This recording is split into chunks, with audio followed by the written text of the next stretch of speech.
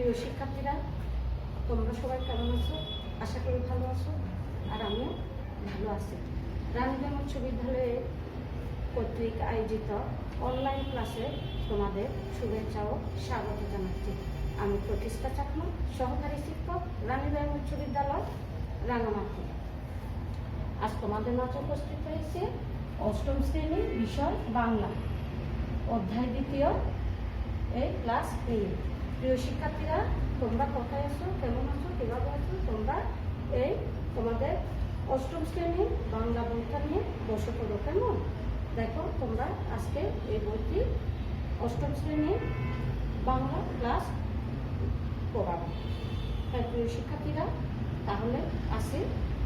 এই যে অষ্টম শ্রেণীর দ্বিতীয় অধ্যায়ে তোমাদের কি আছে তোমরা জানো, তাই না?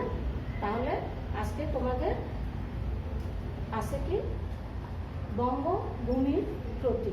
হ্যাঁ প্রিয় শিক্ষার্থীরা, তোমরা টেস্টগুলো পৃষ্ঠা হচ্ছে 84 পৃষ্ঠা। হ্যাঁ দেখো, এই দেখো বঙ্গভূমির প্রতি লিখেছেন মাইকেল মধুসূদন দত্ত।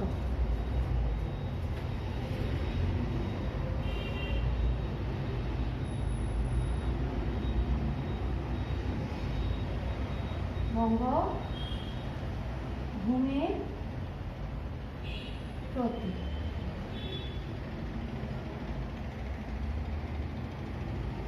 লিখেছেন মাইকেল মধুসূদন দত্ত।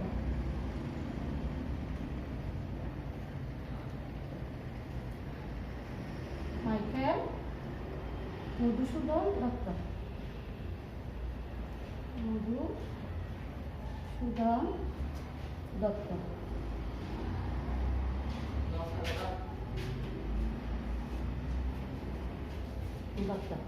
তাহলে প্রিয় শিক্ষার্থীরা, এখন তোমরা পাঠে মনোযোগ দাও। আজকে পাঠ হচ্ছে বঙ্গভূমির প্রতি, লিখেছে মাইকেল মধুসূদন দত্ত। হ্যাঁ শিক্ষার্থীরা, তোমরা মাইকেল মধুসূদন দত্তের পরিচিতিটা একটু দেখে নাও। হ্যাঁ, পরিচিতিটা একটু দেখে নাও তোমরা। হ্যাঁ, 2 মিনিটের মধ্যে তোমরা কবির পরিচিতিটা একটু দেখে নাও, কেমন?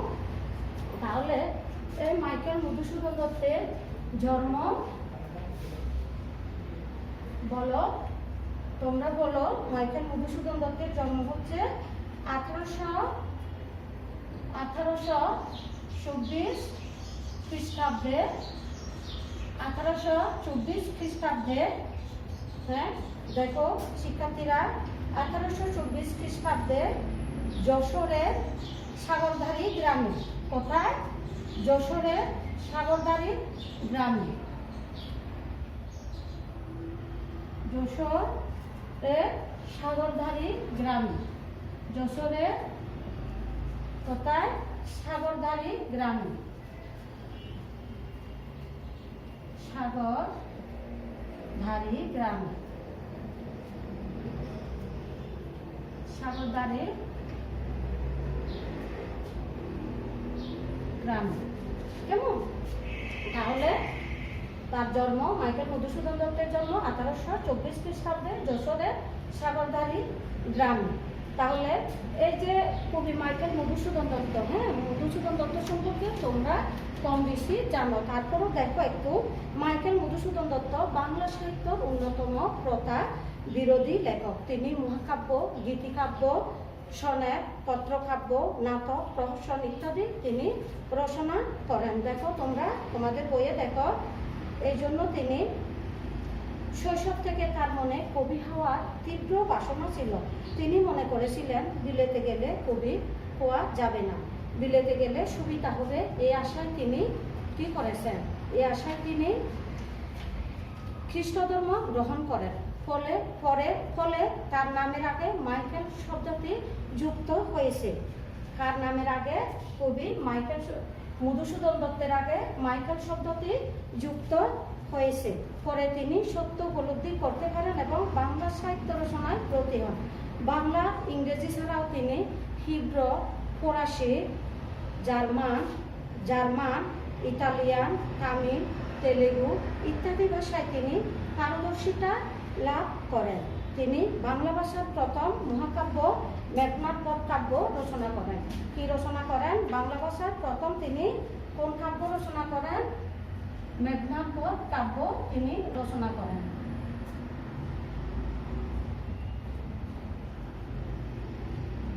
মেঘনাদ বধ কাব্য তিনি কি করেন? রচনা করেন।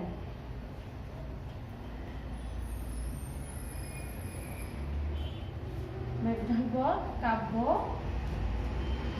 তিনি রচনা করেন। বাংলা ভাষায় প্রথম কিন্তু তিনি মাইকেল মধুসূদন দত্ত এই মেঘনাদ বধ কাব্যটি তিনি রচনা করেছেন। কেমন? তাহলে তার রচিত প্রহসন একেই বলে সভ্যতা, বুড়ো শালিকের ঘাড়ে রো, দেখো তোমরা বইয়ে দেখো, হ্যাঁ, বুড়ো শালিকের ঘাড়ে রো, নাটক শর্মিষ্ঠা, নাটক কি লিখেছেন? নাটক হচ্ছে শর্মিষ্ঠা। দেখো তোমরা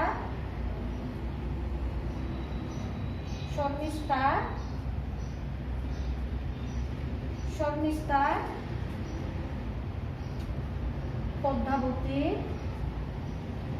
লেখো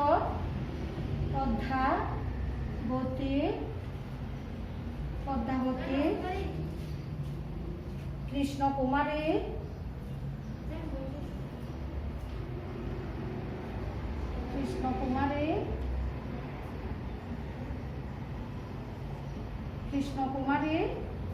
এবং পত্রকাব্য হচ্ছে বীরঙ্গনা।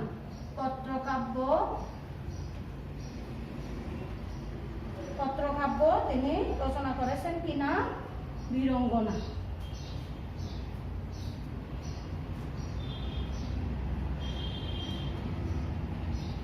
পত্রকাব্য, বীরঙ্গনা ইত্যাদি কবিতা তিনি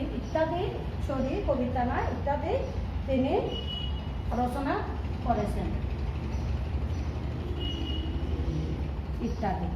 তাহলে কবি মাইকেল মধুসূদন দত্তর মৃত্যু কত সালে? মৃত্যু হচ্ছে 1873 খ্রিস্টাব্দে কলকাতায়। 1873 খ্রিস্টাব্দে কলকাতায়।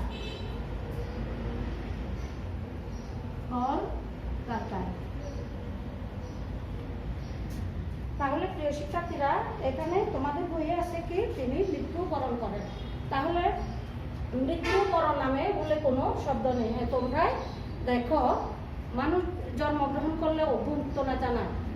কোনো বড় বড় মানুষের আগমন উপলক্ষে মানুষ তাকে অভ্যর্থনা জানায়, কিন্তু মৃত্যুকে কি কেউ অভ্যর্থনা জানায়?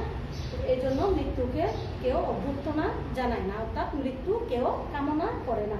এই জন্য আমরা মৃত্যুবরণ শব্দটা বলবো না। কেমন? আমরা বলবো কি তিনি কবি মাইকেল মধুসূদন দত্ত 1873 খ্রিস্টাব্দে কলকাতায় মারা যান। এই হলো কবি পরিচিতি।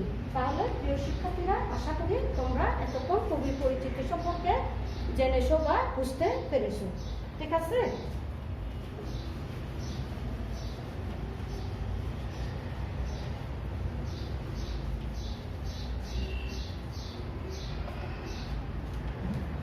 এতক্ষণ আমরা কবি পরিচিতি জানলাম। তাহলে আসি এখন কবিতাটি আমরা এখন কি করব? আবৃত্তি করব। আমি কবিতা আবৃত্তি করছি, তোমরা একটু মনোযোগ সহকারে শুনো এবং দেখো। জন্মভূমির প্রতি লিখেছেন মাইকেল মধুসূদন দত্ত। রেখুমা দাসের মনে এ মিনতি করি পদে, সাদিতে মনের স্বাদ ঘটে যদি প্রমাদ, মধুহীন করুণা গো তব মন কোকনদে, প্রবাসে দৈবের বসে জীবতারা যদি কষে, এ দেহ আকাশ হতে নাহি খেদ তাহে, জন্মিলে মরিতে হবে অমরকে কথা কবে, চিরস্থির কবে নীর হাইরে জীবন নদে, কিন্তু যদি রাখো মনে নাহিমা ধরি সমনে, মৌখিকাও ভোলে নাকো করিলে অমৃত হ্রদে, সেই ধন্য নরকুলে লোকে যারে নাহি ভুলে, মনের মন্দিরে সদা সেবে সর্বজন, কিন্তু কোন গুণ আছে হে অমরতা আমি খহব সে মা জন্ম দেয়, তবে যদি দয়া কর ভুল দোষ ভুল ধর, অমর করিয়া ভর দেহ দাসে সুবরদে, পুঁতি যেন স্মৃতি জলে মানসে মা যথা বলে, মধুহীন তামরস কি বসন্ত কি শরতে। হ্যাঁ প্রিয় শিক্ষার্থীরা, এতক্ষণ তোমরা কবিতা আবৃত্তি শুনলে, তোমরা নিজেরাও করবে, কেমন? নিজেরাও কবিতাটা আবৃত্তি করার চেষ্টা করবে। তাহলে এই যে বঙ্গভূমির প্রতি কবি মাইকেল মধুসূদন দত্তের এটা হচ্ছে একটি তার কবিতাটি হচ্ছে স্বদেশের প্রতি শিক্ষার্থীদের মনে শ্রদ্ধা ও ভালোবাসা এবং বিনয় ভাব জেগে ওঠার জন্য এই কবিতাটি তোমাদের এর পাঠে সংযোজন করা, এই হচ্ছে কবির মূল উদ্দেশ্য। মাইকেল মধুসূদন দত্ত রচিত কয়েকটি গীতি কবিতার মধ্যে বঙ্গভূমির প্রতি এই কবিতাটি, এই কবিতায় স্বদেশের প্রতি কবির শ্রদ্ধা ও একাগ্রতা তীব্রভাবে প্রকাশ পেয়েছে। দেশকে কবি মা হিসেবে কল্পনা করে নিজেকে ভেবেছেন তার সন্তান। প্রবাসী মধুসূদন ভেবেছেন মা যেমন সন্তানের কোনো দোষ মনে রাখেন না, দেশমাতৃকাও তার সব দোষ ক্ষমা করে দেবেন। অবশ্য তিনি বিনয়ের সঙ্গে এও বলেছেন যে তার এমন কোনো মহৎ গুণ নেই যে কারণে তিনি স্মরণীয় হতে পারেন। বিনয়ী কবিতায় দেশমাতৃকার কাছে এই বলে প্রণতি জানাচ্ছে তিনি যেন দেশমাতৃকার স্মৃতিতে পদ্মফুলের মতো ফুটে থাকেন।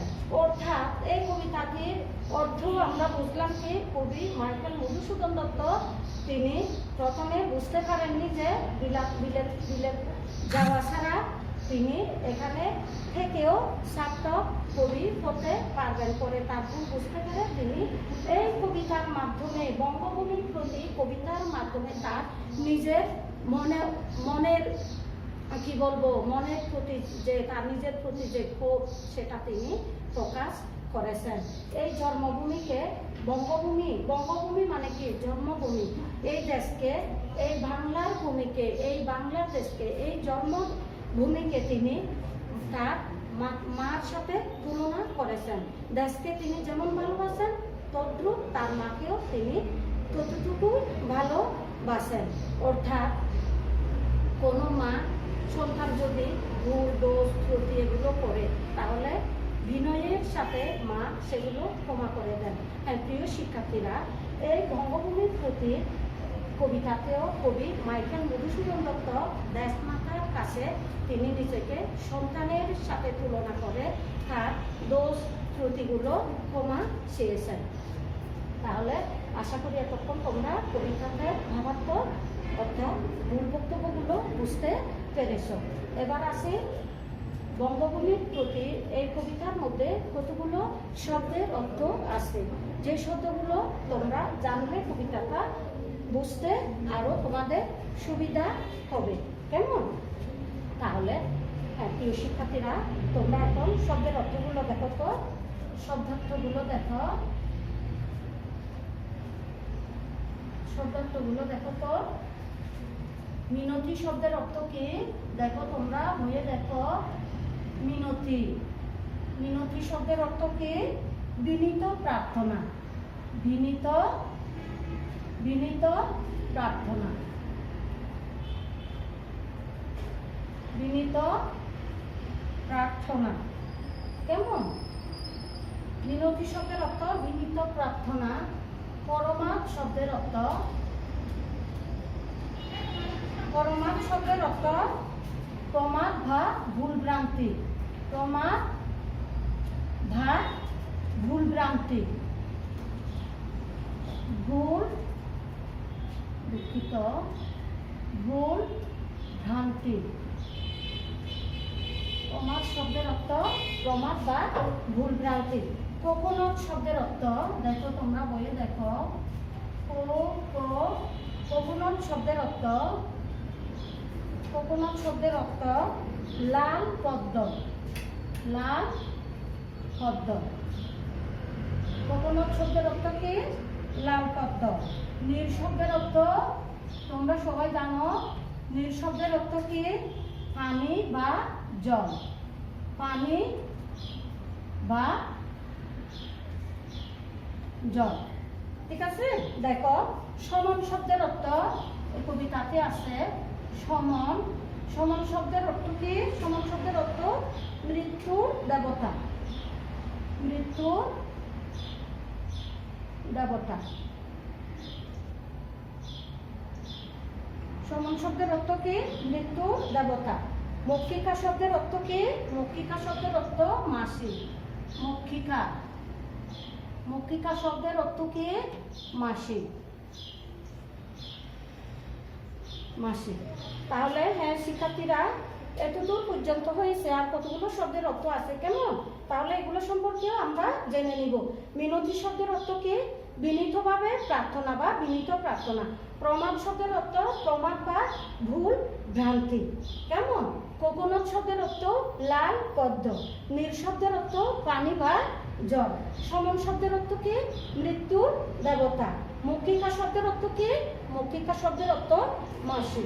তাহলে এই পর্যন্ত আশা করি তোমরা এতক্ষণ বুঝতে পেরেছো বা লিখতে পেরেছো। এবার আসে আর কতগুলো শব্দের অর্থ আছে। দেখো, শ্যামা জন্ম দেয় শব্দের অর্থ কি? শ্যামা, শ্যামা জন্ম দেয়। শ্যামা জন্ম দেয় শব্দের অর্থ কি? শ্যামল জন্মভূমি অর্থে। শ্যামল, শ্যামল জন্মভূমি অর্থে।